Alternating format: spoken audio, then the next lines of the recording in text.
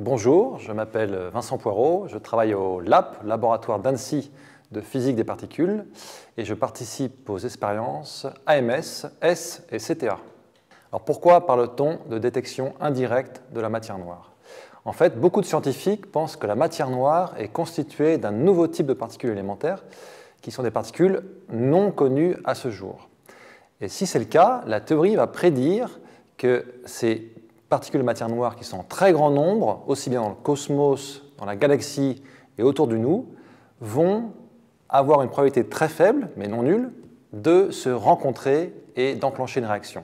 Quand la particule de matière noire va rencontrer son double, elle va disparaître, on parle d'annihilation, et va créer des particules de matière connues, comme les électrons, les protons ou les photons. Mais ce qui est intéressant pour nous, l'antimatière associée, comme les antiprotons et les antiélectrons. Donc ces particules vont être créées peut-être à des années-lumière de la Terre, vont se propager jusqu'à nous et jusqu'à nos détecteurs.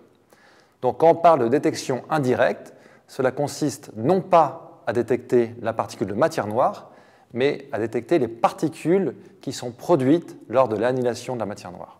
Il existe plusieurs expériences de physique qui cherchent à détecter indirectement la matière noire. Je peux tout d'abord mentionner l'expérience AMS. AMS a été lancée en 2011 et a été installée sur la Station spatiale internationale qui orbite à 400 km autour de la Terre. Donc AMS enregistre les rayons cosmiques qui bombardent sans cesse la Terre. Alors, on sait que ces rayons cosmiques sont constitués de protons, de noyaux d'atomes et d'électrons. AMS a détecté plus de 100 milliards de rayons cosmiques, et ça c'est gigantesque. C'est beaucoup plus que tout ce que les expériences précédentes ont enregistré depuis la découverte des rayons cosmiques il y a 100 ans. L'idée d'AMS pour la détection indirecte de matière noire, c'est d'étudier des particules qui sont produites lors de l'annihilation de la matière noire et qui sont rares dans les rayons cosmiques. Et ça c'est typiquement le cas des antiélectrons et des antiprotons. Alors malheureusement, depuis 2011, AMS n'a pas détecter indirectement la matière noire. Mais tout espoir n'est pas perdu parce que AMS va fonctionner au moins jusqu'en 2024 et va donc donner des nouveaux résultats dans un futur proche. Alors, en plus des antiélectrons et des antiprotons, on peut aussi utiliser les rayons gamma qui sont produits lors de l'annihilation de la matière noire. Donc, les rayons gamma, qu'est-ce que c'est? Ce sont des photons, donc des grains de lumière, qui sont en fait très énergétiques. Il y a plusieurs expériences dans le monde qui étudient ces rayons gamma. Par exemple, l'expérience S.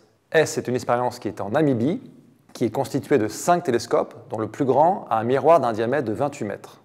Donc les télescopes de S observent le ciel non pas avec la lumière visible, mais avec ces fameux rayons gamma. L'idée pour la détection indirecte de matière noire avec S, c'est de scruter des régions du ciel où l'on suspecte une forte concentration de matière noire. C'est par exemple le cas du centre de notre galaxie. Si on détecte un signal de rayons gamma dans ces régions, alors on aura une signature indirecte de la matière noire. Donc S fonctionne depuis plus de 10 ans. Malheureusement, on n'a pas détecté à ce jour un signal venant de ces régions. Cependant, la traque continue avec par exemple l'expérience CTA qui se trouve ici derrière moi, qui est un projet qui est constitué d'une centaine de télescopes. Vous voyez ici 4 grands télescopes au centre, à peu près une vingtaine de télescopes moyens et à peu près 70 petits télescopes sur une étendue de 3 km. Et donc, le but est d'avoir en fait une sensibilité qui est accrue d'un facteur 10, en particulier pour la recherche de la matière noire.